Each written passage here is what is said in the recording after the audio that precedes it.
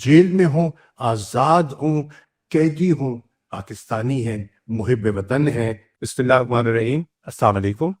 میں آج دوبارہ کوٹ لکھپت جیل منتقل ہو رہا ہوں اور میں یہاں سے ہسپتال سے ڈسچارج ہو گیا ہوں۔ میں اپنی ڈاکٹر صاحبان کا، نرسز کا، جنہوں نے میرا خیال کیا، ان کا تہ دل سے شکریہ ادا کرنا چاہتا ہوں۔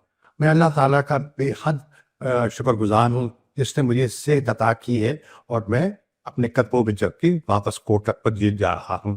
میں ان سب کرم فرماؤں کا، جن کے مجھے پیغامات آئے، میری صحت کے لیے دعائیں کی، ان سب کا میں شکریہ ادا کرنا چاہتا ہوں۔ آپ کی محبتیں ہیں جو میرا سہارا ہے، اور ان 2 سالوں میں انہوں نے مجھے تقویت دی ہے اور مجھے مضبوط رکھا ہے۔ انشاءاللہ میری دعا ہے کہ اللہ تعالیٰ پاکستان کو اپنے حفظ و امان میں رکھے، اندرونی خلفشات سے محفوظ رکھے، بیرونی یلغار سے پاکستان کو محفوظ رکھے۔